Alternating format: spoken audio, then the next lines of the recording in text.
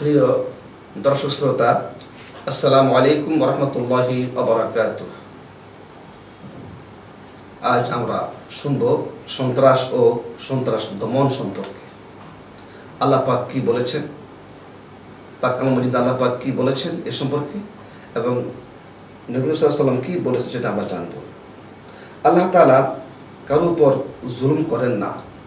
তার বান্দাদের মধ্যে কারোর প্রতি জুলুম করাও আপনাদের জন্য বৈধ নয়। এর ব্যতিক্রম হলে আপনাদেরকে বেদনাদায়ক শাস্তি দেওয়া হবে।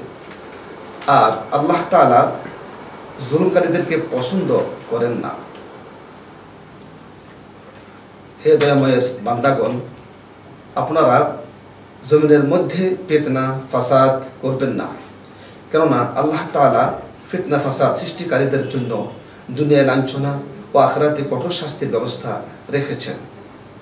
মহান আল্লাহ তাআলা বলেন, যারা আল্লাহ ও তার রাসূলের বিরুদ্ধে যুদ্ধ করে এবং জমিনের মধ্যে ধ্বংসাত্মক কার্য করে বেড়ায়, তাদের শাস্তি হচ্ছে এই যে তাদেরকে হত্যা করা হবে অথবা শুলিতে চড়ানো হবে। হে মুমিনগণ, আপনারা আল্লাহ তাআলাকে ভয় করুন আর জমিনের মধ্যে দাঙ্গা হাঙ্গামা করে বেড়াবেন না, আর সন্ত্রাস করা থেকে বিরত থাকুন, কেননা সন্ত্রাস ফিতনার দিকে ধাবিত করে, আর ফিতনা হত্যার চেয়েও জঘন্যতম। মানব জাতির উপর আফসোস, আল্লাহ ও তার রাসূলের প্রতি যারা ঈমান এনেছে, আল্লাহ ও তার রাসূলের প্রতি যারা ঈমান এনেছে, তারা কিভাবে আল্লাহর বিরুদ্ধে যুদ্ধ করে, তাকে ভয় করে না, কিভাবে তারা কোরআন ও রাসূল সাল্লাল্লাহু আলাইহি ওয়াসাল্লামের সুন্নতের বিরোধিতা করে আর শয়তানের পদাঙ্ক অনুসরণ করে, অথচ শয়তান হচ্ছে তাদের জন্য প্রকাশ্য শত্রু।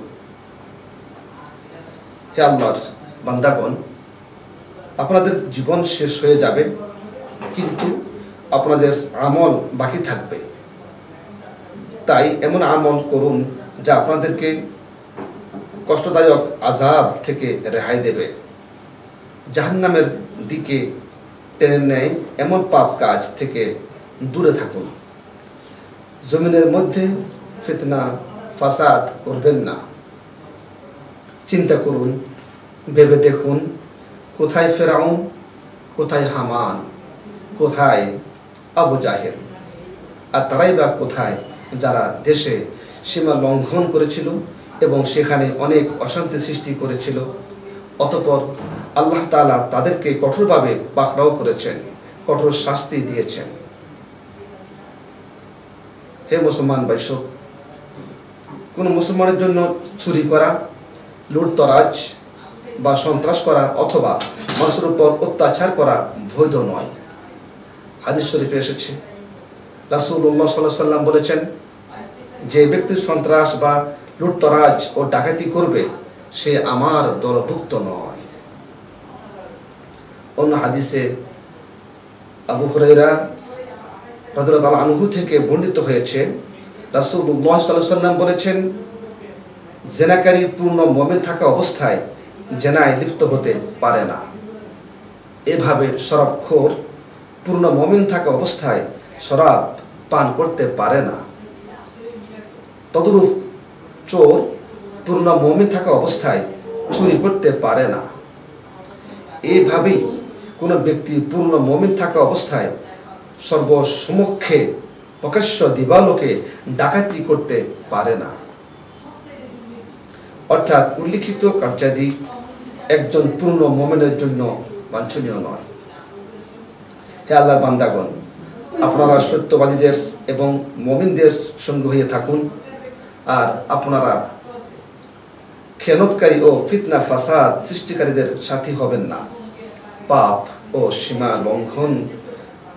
সীমা লঙ্ঘনের ব্যাপারে একে অন্যের সহযোগিতা করবেন না। আল্লাহকে ভয় করুন, নিশ্চয় আল্লাহ কঠোর শাস্তিদাতা। রাসূলুল্লাহ সাল্লাল্লাহু আলাইহি ওয়াসাল্লাম বলেছেন, যে ব্যক্তি কোনো জালেমকে জালেম হিসেবে জানা সত্ত্বেও তার সাহায্য সহযোগিতা তথা তাকে শক্তিশালী করার জন্য তার সাথে চলল, সে ইসলাম থেকে বের হয়ে গেল। হে আল্লাহ, আমাদেরকে শান্তি স্থাপনকারীদের অন্তর্ভুক্ত করুন, অশান্তি তথা ফিতনা ফাসাদ সৃষ্টিকারীদের অন্তর্ভুক্ত করবেন না। আল্লাহ তাআলা আমাদেরকে মহান কোরআনের বরকত দান করুন। ওয়া আখিরু দাওয়ানা আনিল হামদুলিল্লাহি রাব্বিল আলামিন। আসসালামু আলাইকুম ওয়া রাহমাতুল্লাহি ওয়া বারাকাতুহু।